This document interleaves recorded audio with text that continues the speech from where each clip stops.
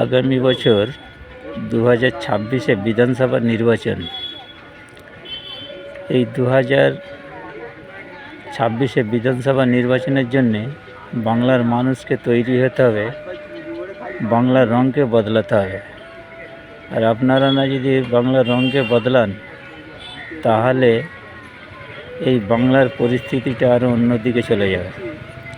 আপনি আপনার ছেলেমেয়েদের লেখাপড়া শেখাচ্ছেন, তারা একটা ডিগ্রি করে নিয়ে আসবে একটু চাকরি টাকরির জন্যে, সেইটা থেকে বঞ্চিত হবে।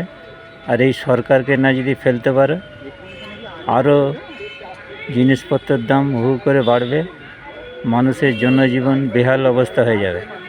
তার জন্য সমস্ত বাংলার মানুষকে তৈরি থাকতে হবে।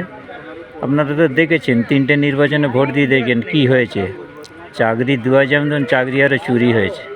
তো সেই পরিস্থিতি নিয়ে আপনাদেরকে এই 26-এ এককভাবে যারা মানুষের পাশে থেকে কাজ করবে, সেই সরকারকে নিয়ে আসা একান্ত প্রয়োজন।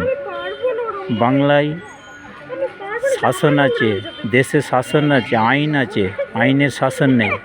বাংলায় পুলিশ স্টেশন আছে, কিন্তু পুলিশ মানুষের পাশে নেই। এটুকুন মাথায় রাখবেন। পুলিশ প্রশাসনকেও এরা কিনে নিয়েছে।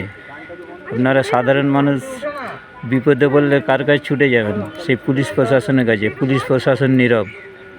বাংলার মানুষ আপনারা নীরব হলে কিন্তু চলবে না। এবার সরবের দিকে ছুটিয়ে আসুন, নাহলে অবস্থা আগামী দিনে আপনাদের পরিস্থিতি খুব খারাপের দিকে পৌঁছাবে।